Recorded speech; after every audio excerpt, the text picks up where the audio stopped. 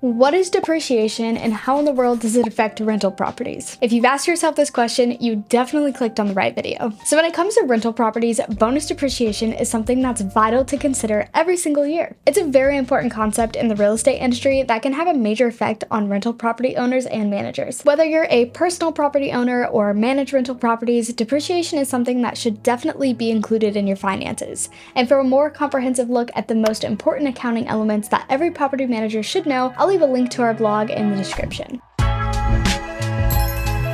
Hopping into what you clicked on this video for, what is normal depreciation and how does it affect businesses? Well, depreciation is the method where capital assets bought by a company are written off as a business expense. This could be used for most purchases that are made for the business, but can become more complicated when it's for something that will be used for an extended period of time. For example, if you're taking a flight to meet someone for a business meeting, that can be deducted immediately. However, if you purchase a piece of machinery that the business will be using for a long time, there are some changes. Instead of deducting it all at once, it must be deducted a little bit over time every year. This process of deducting a certain amount every year is what is known as depreciation. Every time an asset is purchased, there is a certain lifespan that is assigned to it by the IRS. Although this asset can last far longer than the lifespan given, the IRS assigns this for depreciation purposes. So when it comes to depreciation, there are actually three different methods that can be used. First is straight line depreciation. This is a form of depreciation where the value of certain assets is depreciated by a constant value every year. This means that every year of the lifespan, a constant amount is deducted until it's completely deducted. For example, if you buy a washing machine for a rental property, the lifespan is 5 years. If you bought it for $2,000, you would depreciate the value by $400 every year until it's completely deducted. The second way is declining balance depreciation. This is another form where the value of a certain asset is depreciated every year by less every time. This means that every year the amount is deducted less than it was the past year. For example, let's say you buy that same washing machine from the last example, but decide to use declining balance depreciation at 200% reducing balance formula. The first deduction you make would be $800. After that, your deductions would be $480,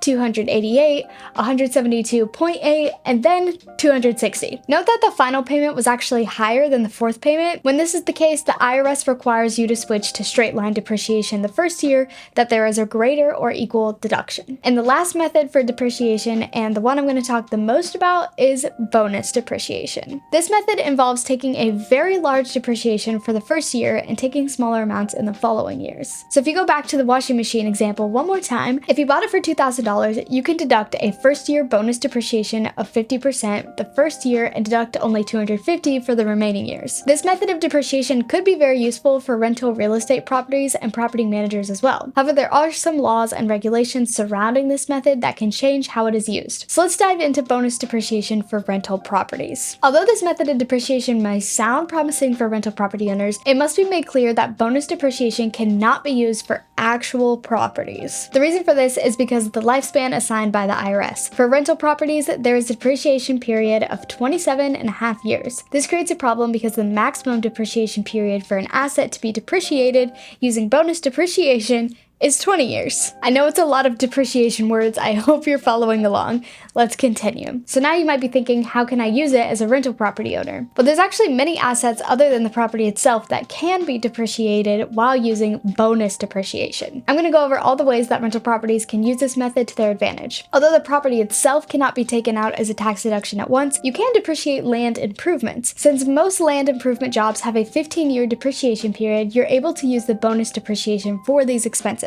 And some land improvements that would be included is excavating, grading, landscaping, fences, swimming pools, or sprinkler systems. Essentially, any work done on the actual land where the property is situated or permanent structures on the property other than buildings can be depreciated with bonus depreciation. And another example of how bonus depreciation can be used with rental properties is by deducting personal property. Since the majority of the personal property that is used within a rental property has a depreciation period of fewer than 10 years, you can use bonus depreciation with it. This would allow you to deduct the entire price of some personal property in only a few years. Some examples of personal property that can be used are appliances, tools, technology, furniture, automobiles, if they're used for business. All of the things that are used within the rental property can be depreciated using bonus depreciation, but there are some limits. Some of these limits apply to what is considered a business deduction, but some of these apply to bonus depreciation percentage. So this is how Tax Cuts and Job Act affects bonus depreciation. depreciation. So in 2017, a set of changes to the US tax code was passed,